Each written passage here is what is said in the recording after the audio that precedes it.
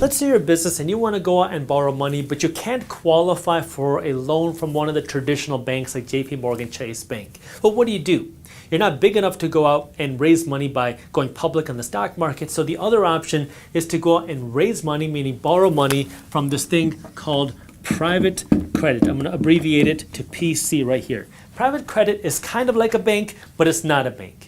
And the reason why that's very important is because this private credit is going to lend you money. You're going to pay private credit back with interest, but because it's not actually a bank, this is not regulated the way the banks are. The reason why this matters is because after the 2008 crash happened, banks had a whole new layer of regulation put on them, which stopped them from making loans to certain people in certain industries. Well, this private credit industry, because it's not a bank, doesn't have those same regulations that banks have after the 2008 crash. So these private credit companies are lending money to these businesses, and these businesses are paying interest to the private credit. Nothing wrong here.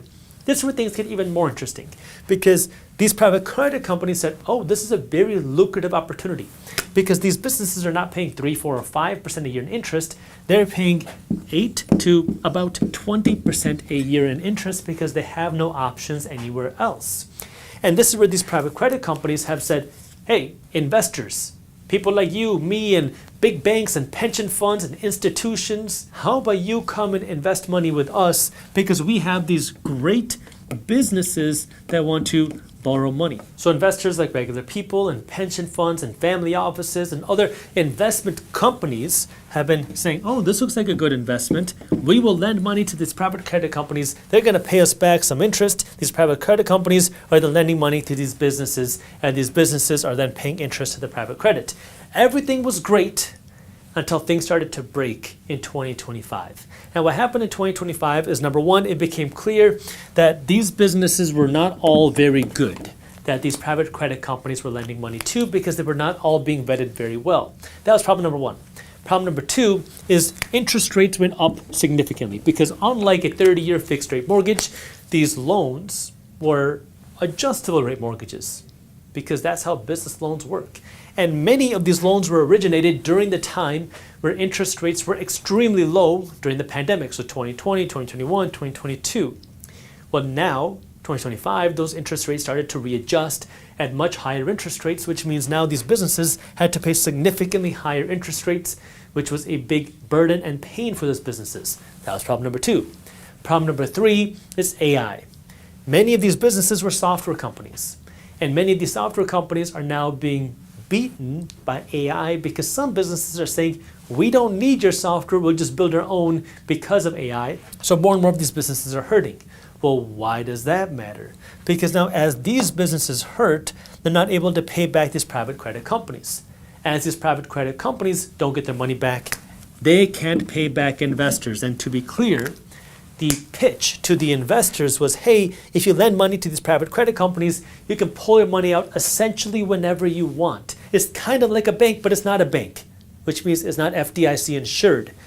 And so what we saw happen is, as people started to get more concerned about these private credit funds, private credit started to run out of money. And because it started to run out of money, people wanted to pull their money out, and that's when private credit said, stop.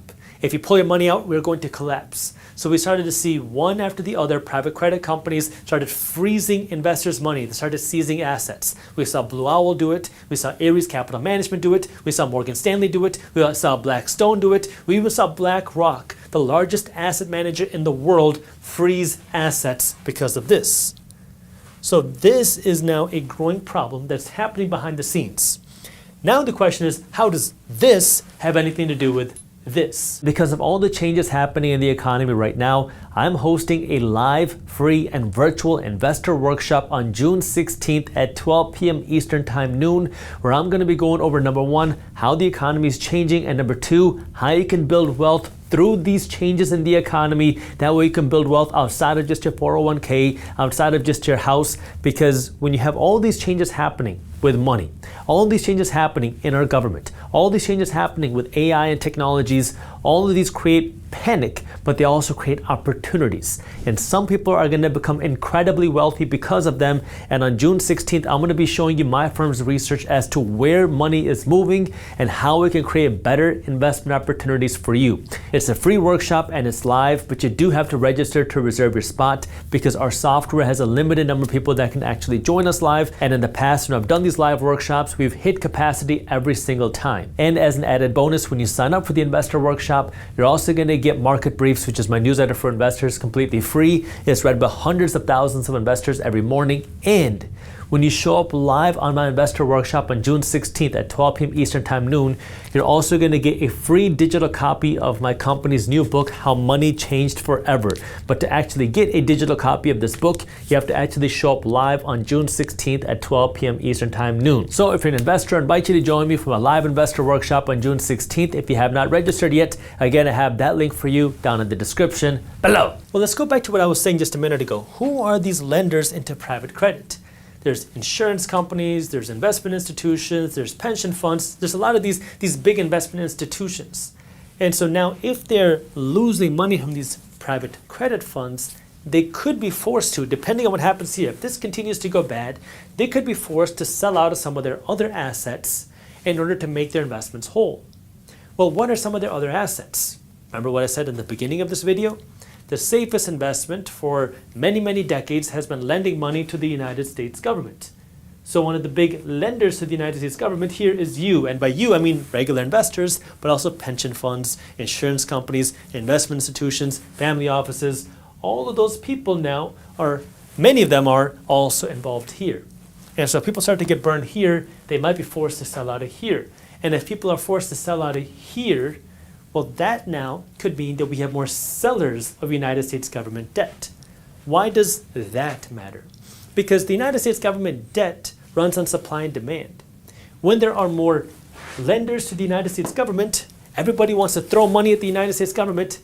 They don't need to offer high interest rates to incentivize you to lend money to them because people are throwing the money at the government. So they can offer lower interest rates. But if there are more sellers of this debt, and there aren't as many buyers, because we've already seen how many countries are lending less money to the United States government because of de-dollarization. But if we start to see these people start to become more of sellers of the debt because of more pain in the economy, well, now the United States government is still spending money that they don't have, and now they need to incentivize more people to lend money to the United States government. And if I'm offering these investments and I need to incentivize more people, how do I incentivize you? By saying, I'm going to give you a higher rate of return. I'm going to pay you a higher interest rate. Why does that matter? Because if the government is paying a higher interest rate, well, now all of a sudden, the interest expense for the United States government gets a lot more expensive. Because now the government has to pay higher interest on all of this debt they have accumulated. Because this $39 trillion is also not a 30-year fixed rate mortgage. A lot of it is a 1-year loan, 2-year loan, 5-year loan. Which means if interest rates go up, the debt becomes more expensive. And remember, where does the government get their money? Tax dollars from taxpayers, which means more of your tax dollars could be used now to pay back that interest. This is that whole life cycle of the debt and bond problem that Jamie Dimon is alluding to. That we have these issues in the United States government. There's one source of revenue, taxes. People are already paying a lot of taxes. The government is spending a whole lot of money.